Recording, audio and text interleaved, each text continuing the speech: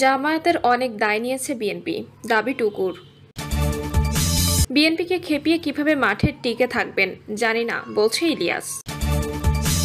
দাঁড়িপাল্লা স্লোগানে মুখরিত সোহরাওয়ার্দী উদ্যান। জানাবো গোপালগঞ্জে বন্ধ বেশিরভাগ দোকানপাট, জনমনে আতঙ্ক। জামায়াতের অনেক দায় নিয়েছে বিএনপি, দাবি টুকুর। জামায়াতে ইসলামীর অনেক দায় বিএনপি নিয়েছে বলে দাবি করেছে বিএনপি প্রচার সম্পাদক সুলতান সালাউদ্দিন টুকু। তিনি বলেন, কথা বলে কিন্তু লাভ হবে না, বরং বিএনপির সঙ্গে যখন ছিলেন আপনাদের অনেক দায় কিন্তু বিএনপি নিয়েছে।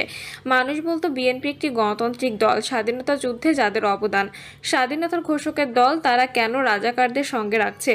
জাতীয়তাবাদী সামাজিক সাংস্কৃতিক সংস্থা আয়োজিত এ মানববন্ধনে টুকু বলেন, গণতন্ত্রের স্বার্থে যে কথাটি এখন তারেক রহমান বলেন, দিল্লি নয়, পিন্ডি নয়, নয় অন্য কোনো দেশ, সবার আগে বাংলাদেশ। আমরা এ ভূখণ্ডে যারা অবস্থান করি সবাইকে নিয়ে ঐক্যবদ্ধভাবে দেশকে গড়ে তোলার জন্য তারেক রহমান ঘোষণা দিয়েছেন ফ্যাসিবাদ বিরোধী আন্দোলনের। যারাই আন্দোলনে অংশ নিয়েছে, সম্পৃক্ত ছিল, সবারে নিয়ে আগামী দিনে জাতীয় সরকার গঠন করা হবে। বিএনপিকে খেপিয়ে কিভাবে মাঠে টিকে থাকবেন জানি না, বলছেন ইলিয়াস।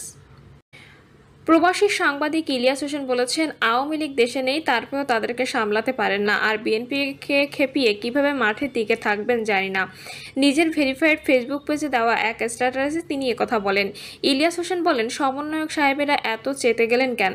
বিএনপি চাঁদাবাজেরা নিয়ে আমরাও বলছি, কিন্তু আপনারা জিয়াউর রহমান, খালেদা জিয়া কাউকে ছাড়ছেন না, ঘটনা কি? তিনি আরও বলেন, আওয়ামী লীগ দেশে নেই, তারপরেও তাদেরকেই সামলাতে পারেন না, আর বিএনপিকে খেপিয়ে কিভাবে মাঠে টিকে থাকবেন জানি না, তারপরেও দোয়া থাকলেও এগিয়ে যান। দাঁড়িপাল্লা স্লোগানে মুখরিত সোহরাওয়ার্দী উদ্যান। বাংলাদেশ জামায়াত ইসলামের জাতীয় সমাবেশে যোগ দিতে দেশের বিভিন্ন জেলা থেকে আসা নেতাকর্মীরা সোহরাওয়ার্দী উদ্যানে প্রবেশ করছেন। এ সময় তাদের দাঁড়িপাল্লা স্লোগানে মুখরিত হয়ে ওঠে গোটা পরিবেশ। উদ্যানের চারদিক দিয়ে হাজারো নেতাকর্মীকে মিছিল নিয়ে প্রবেশ করতে দেখা যায়। সমাবেশস্থলে দেখা যায় উত্তরবঙ্গের নেতাকর্মীরা তাদের বাসগুলো জাতীয় সংসদ ভবনের দক্ষিণ পাশে মানিক মে অ্যাভিনিউতে রেখে মিছিল নিয়ে সোহরাওয়ার্দী উদ্যানে আসেন। ফার্মগেট থেকে মিছিলটি শাহবাগ পর্যন্ত ছিল। সেই মিছিলে কয়েক হাজার নেতাকর্মী উপস্থিত ছিলেন। আবার দক্ষিণবঙ্গের নেতাকর্মীদের ঢাকা মেডিকেলের দিক থেকে আসতে দেখা যায়। ছোট ছোট গ্রুপ করে মিছিল করে নেতাকর্মীরা সোহরাওয়ার্দী উদ্যানে আসেন। প্রতিটি মিছিলের স্লোগান ছিল দাঁড়িপাল্লা। অনেকের সঙ্গে দাঁড়িপাল্লা প্রতীকও রয়েছে।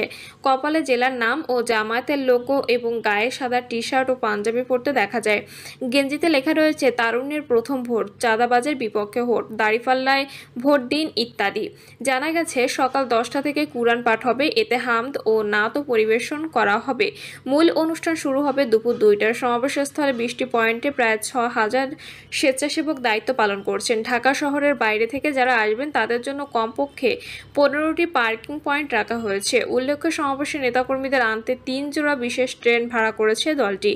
এসব ট্রেন একবার করে চলবে রাজশাহী ঢাকা, রাজশাহী সিরাজগঞ্জ, ঢাকা সিরাজগঞ্জ এবং ময়মনসিংহ ঢাকা ময়মনসিংহ রুটে।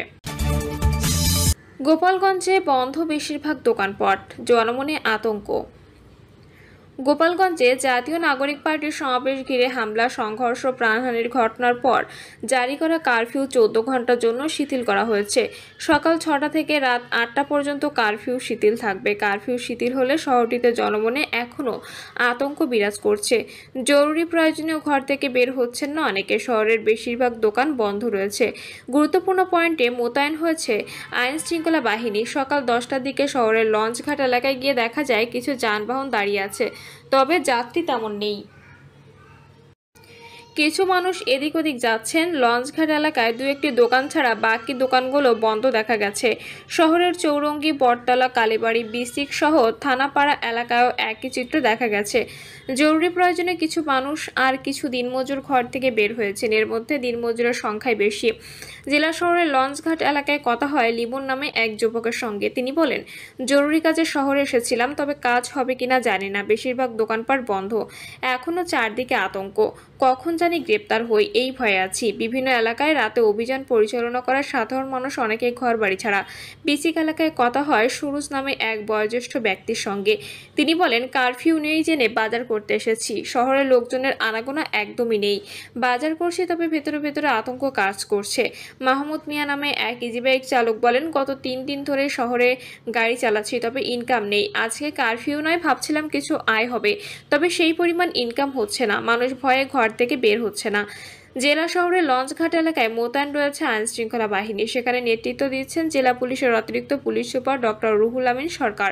তার সঙ্গে সার্বিক পরিস্থিতি নিয়ে কথা হলে তিনি বলেন, পরিস্থিতি এখন অনেকটা স্বাভাবিক। কারফিউ নেই, যার কারণে সাধারণ মানুষ অনেকে ঘর থেকে বের হচ্ছেন। আমরাও অভিযানও পরিচালনা করছি, তবে অভিযানে যেন নিরাপত্তা কেউ আটক না হয় সে বিষয়ে খেয়াল রাখা হচ্ছে।